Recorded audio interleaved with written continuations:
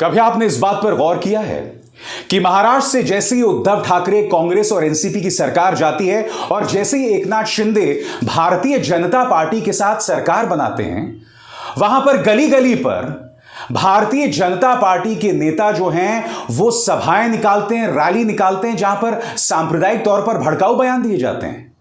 आखिर क्या वजह है? और यह झूठ कोई और नहीं, खुद भारतीय जनता पार्टी फैला रही होती है। आखिर क्या वजह है कि रामनवमी के वक्त बंगाल और बिहार में सांप्रदायिक हिंसा होती है? ये तमाम सवाल हैं जिनके जवाब दिए जाने चाहिए। और सबसे बड़ी बात, वो अमृतपाल सिंह जो कुछ महीनों तक बाल कटा सिख था, यानी मौना सरदार था, वो अचानक सामने आकर दूसरा भिंडरनवाले बनना चाहता है।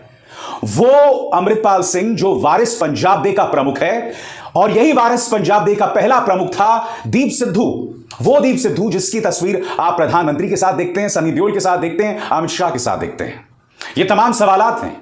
आज विपक्ष हमला बोल रहा है भारतीय जनता पार्टी पर। वो ये कह रहा है कि इस वक्त रामनवमी के दौरान जो सांप्रदायिक देश में देखी जा रही है, उसकी जिम्मेदार सिर्फ भारतीय जनता पार्टी है। मगर क्या विपक्ष इन आरोपों से बच सकता है? सबसे पहले दोस्तों मैं आपको दिखाना चाहूंगा कि बिहार के उप मुख्यमंत्री तेजस्वी यादव ने क्या कहा है। एक बड़ा बयान जो आपके स्क्रीन पर आने वाला है। तेजस्वी यादव कहते हैं, बिहार में सद्भाव बिगाड़ने की संघी कोशिश कर बिहार सरकार की पैनी नजर है। संघी कोशिश, इस शब्द पर गौर कीजिए दोस्तों।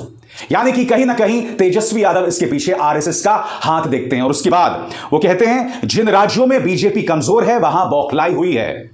एक एक उपद्रवी को चिन्हित कर कठोरतम कार्रवाई की जा रही है। भाईचारे को तोड़ने के किसी भी भाजपाई प्रयोग का हमने हमेशा माकूल जवाब दिया है और देते रहेंगे। जय हिंद, तेजस्वी यादव कह रहे हैं।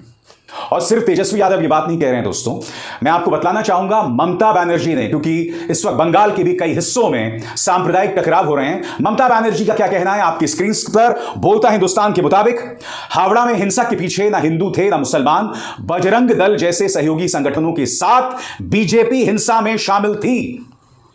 गंभीर आरोप। और याद कीजिए, कुछ सवाल मैंने कार्यक्रम के शुरुआत के दौरान उठाए थे। उन सवालों से हम बच नहीं सकते क्योंकि वो तथ्य हैं। आगे जाके मैं आपको यह भी बताऊंगा कि क्या तेजस्वी यादव और ममता बनर्जी अपनी जिम्मेदारी से बच सकते हैं। मगर मैं चाहूंगा कि मैं देश के गृह मंत्री अमित शाह के इस बयान की तरफ आपका ध्यान खींचूं।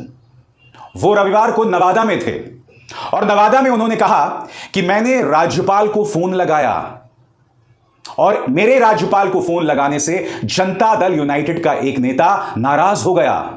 सबसे पहले मैं चाहूंगा अमित शाह ने कहा क्या, वो आप सुनिए। मैंने सुबह गवर्नर साहब को फोन किया तो लल्लन सिंह जी बुरा मान गए कि आप क्यों बिहार की चिंता करते हो। अरे भाई, मैं देश का गृह मंत्री हूं। बिहार की कानून और व्यवस्था भी ये देश का एक हिस्सा है। आप नहीं संभाल सकते, इसलिए हम चिंता कर रहे हैं। मेरा देश के माननीय गृह मंत्री अमित शाह से एक सवाल है। अमित जी, एक बात बताइए, बिहार में तो एक चुनी हुई सरकार है ना, वहां राज्यपाल का शासन तो है नहीं, वहां पर नीतीश कुमार मुख्यमंत्री हैं। तो आप देश के संघीय ढांचे पर वार क्यों कर रहे हैं सीधे राज्यपाल से बात करके, और फिर आप ताना देते हैं ललन सिंह के ऊपर। बहरहाल ललन सिंह ने भी इसका माकूल जवाब दिया है। आपकी स्क्रीन पर ललन सिंह का बयान जो आ रहा है। ललन सिंह कहते हैं, देश के माननीय गृह मंत्री श्री अमित शाह जी, नवादा में आपके भाषण से स्पष्ट है कि बड़का झुट्टा पार्टी यानी बीजेपी हताश हो गई है और बौखलाहट में है। आप महामहिम राज्यपाल से रोज दिन में 10 बार बात कीजिए, हम लोगों को क्यों तकलीफ होगी। बंगाल, केरल और महाराष्ट्र में लोग गवाह हैं, सब देख चुके हैं कि राज्यपाल जैसी संस्था का राजनीतिक उपयोग आप लोग किस तरह से करते हैं। आप चाहें तो 2024 लोकसभा चुनाव तक अपना आवास राजभवन में ही रख लीजिए, परिणाम आपको 2015 वाला ही मिलेगा। 2024 में भाजपा मुक्त भारत होगा, बिहार से बड़का झुट्टा पार्टी को शून्य ही मिलेगा। जवाब दे रहे हैं ललन सिंह। दोस्तों, कल अमित शाह ने अपनी नवादा रैली में कुछ और बातें कही और इस बात को लेकर विवाद पैदा हो गया है। अमित शाह ने कहा कि आप हमें 40 की 40 सीटें दे दें, हम दंगाइयों को उल्टा लटका देंगे। अब इसमें 2 दिक्कतें हैं दोस्तों। पहली दिक्कत, 40 की 40 सीटें दे दें लोकसभा चुनाव में, तब जाकर हम दंगों को उल्टा लटकाएंगे। देखिए, मैं इस बहस में नहीं पड़ना चाहता हूं कि क्या देश के गृह मंत्री को इस तरह की भाषा का इस्तेमाल करना चाहिए कि हम दंगाइयों को उल्टा लटका देंगे। वो बोलते रहें, ठीक है, मैं उस बहस में नहीं पड़ना चाहता हूं। मगर उनके बयान पर गौर कीजिए, आप हमें 40 की 40 सीटें देंगे तब जाकर हम दंगाइयों से आपको मुक्ति दिलाएंगे। सबसे पहली बात, अमित जी, आप देश के गृह मंत्री हैं। पहली गलत बात आप यह करते हैं कि आप नीतीश कुमार से बात नहीं करते हैं, राज्यपाल से बात करते हैं, जिससे यह पता चलता है कि देश के संघीय ढांचे के लिए आपके मन में कितनी बड़ी इज्जत है। दूसरी बात, आप हालात पर तभी काबू पाएंगे जब आपको 40 की 40 सीटें मिलेंगी। मगर मैं आपसे एक सवाल पूछना चाहता हूं, आप जो कहते हैं ना कि मैं दंगाइयों को उल्टा लटका दूंगा, तो हाथ कंगन को आरसी क्या? मैं आपका परिचय कुछ चेहरों से करवाना चाहता हूं। टी राजा सिंह आप ही का विधायक है। महाराष्ट्र में गली गली घूम के ये माननीय विधायक भड़काऊ बयान दे रहे हैं, बार बार दे रहे हैं, और महाराष्ट्र में तो आपकी सरकार है ना। मैं आपसे पूछना चाहता हूं कि सिर्फ इसलिए कि इस वक्त कुछ संस्थाएं कह रही हैं कि अगर आज लोकसभा चुनाव होता है तो भाजपा को नुकसान होता है, क्या सिर्फ इसलिए आप टी राजा सिंह पर कोई एक्शन नहीं कर रहे हैं? बताइए। कर्नाटक के अंदर ये सांसद प्रज्ञा बयान देती हैं कि अपने चाकू हैं उनमें धार लगाइए। मुसलमानों के बारे में भड़काऊ बयान देती हैं बिल्कुल उसी अंदाज में जैसे टी राजा सिंह दे रहे थे। मैं आपसे पूछना चाहता हूं, ये तो आपके सांसद हैं, इन पर क्या कार्रवाई की आपने? बताइए क्या वजह है इसकी? सबसे बड़ी बात, बिहार के मजदूरों के बारे में एक झूठ फैलाया गया था कि तमिलनाडु में घाट उतारा जा रहा है। आपने अपनी तरफ से भारतीय जनता पार्टी के उन नेताओं पर क्या कार्रवाई की, जबकि आप कहते हैं कि दंगाइयों को हम उल्टा लटका देंगे? कुछ और चेहरों से मैं आपका परिचय कराना चाहता हूं। माननीय अनुराग ठाकुर, वैसे अनुराग ठाकुर ने क्या कहा वो भी बताऊंगा। कहते हैं देश के गद्दारों को गोली मारो वाला नारा लगाते हैं।